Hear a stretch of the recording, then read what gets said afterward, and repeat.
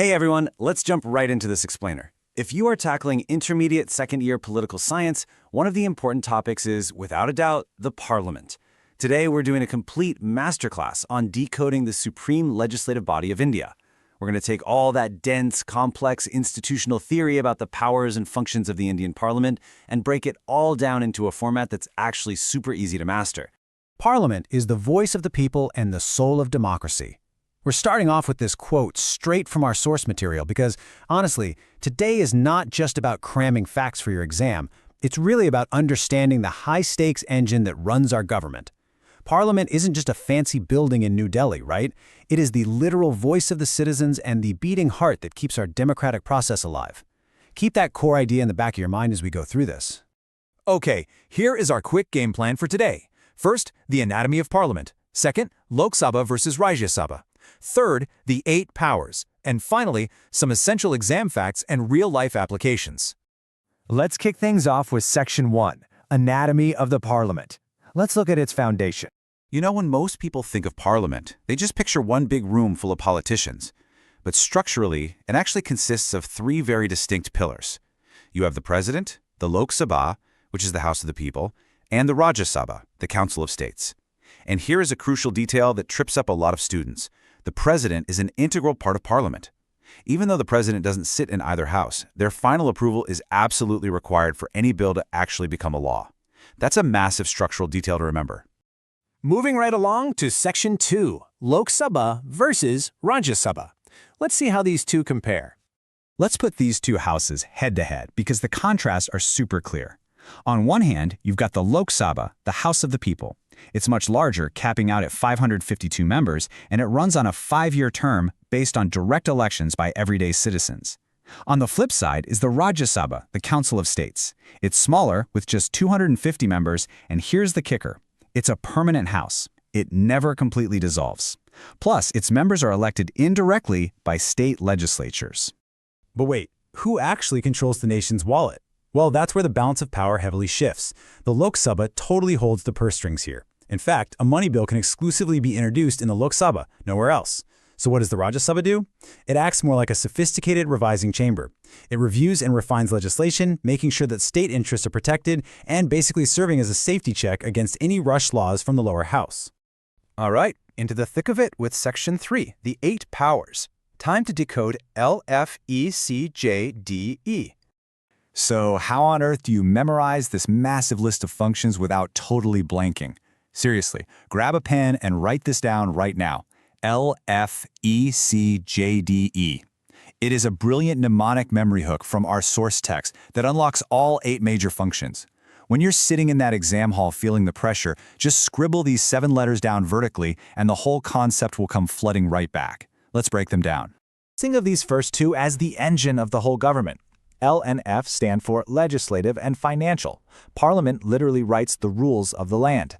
That means making, amending, or repealing laws across the country, specifically anything on the union list and the concurrent list.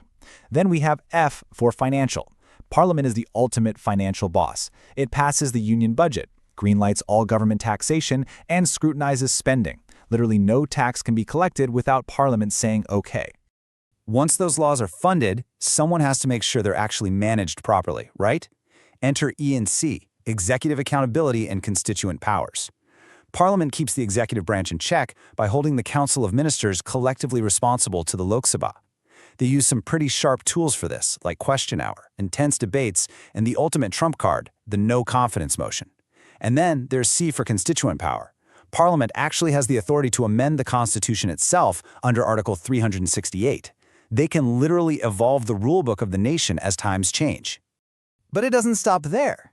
The second E is for electoral duties. Parliament has a massive say in selecting our top officials. They're heavily involved in electing both the President and Vice President of India, not to mention choosing their own presiding officers, like the Speaker. Then comes J for judicial powers. This is huge. Parliament carries the incredibly heavy responsibility of impeachment. Through some very specific procedures, they have the power to impeach the president or remove Supreme Court and High Court judges if it ever becomes necessary. Finally, wrapping up our list, we have D and E, deliberative and emergency powers. Parliament is the highest forum for deliberation in the entire country. It's where the biggest national and international issues get debated and hashed out. And the final E? That is the absolutely critical emergency power. If a national, state, or financial emergency is declared, Parliament has to approve those proclamations. In fact, during a national emergency, Parliament even gains the power to make laws on state list subjects. Almost at the finish line, Section 4, Essential Exam Facts and Real-Life Application. So, how does all this theory actually translate to your exam paper? First off, burn this number into your brain, 1952. That is the exact year the very first Lok Sabha was officially constituted. It's a foundational milestone for Indian democracy, and it's a classic, highly testable fact that you should absolutely nail. Next up, lock in these specific constitutional articles. Seriously, don't just kind of know them, memorize them exactly. Article 79 is the composition of Parliament. Articles 107 to 111 cover legislative procedure. And you've got to pay special attention to Article 108. That's the ultimate tiebreaker. If the two houses are totally deadlocked on a bill, Article 108 allows for a joint sitting. Oh, and as we just talked about, Article 368 is your golden ticket for constitutional amendments. But look, beyond just scoring high on a political science exam, why does any of this matter to you? Well, these powers dictate the actual reality of our daily lives. Parliament decides the framework of our education systems, they set our tax brackets, they define our fundamental rights, and they fund the welfare schemes that keep millions afloat. They keep the government accountable, and they protect the democratic framework that we all live in every single day. Let's do a super quick recap before we close out. Just anchor your mind on these big concepts. Legislative supremacy when it comes to making laws. Collective responsibility, meaning the council administers sinks or swims together in the Lok Sabha. Because at the end of the day, a strong, fully functioning parliament directly equals a strong, resilient democracy. Which brings us to our final powerful takeaway. Parliament is not just a building. It is the heartbeat of Indian democracy. It represents you, it demands accountability, and it drives the entire nation forward. So here's a thought to leave you with. If Parliament is the heartbeat of democracy, what happens when that heartbeat slows down or faces gridlock? Keep exploring these ideas, definitely rely on that LFACJDE memory trick, and best of luck with your exams from all of us here at Mega Education.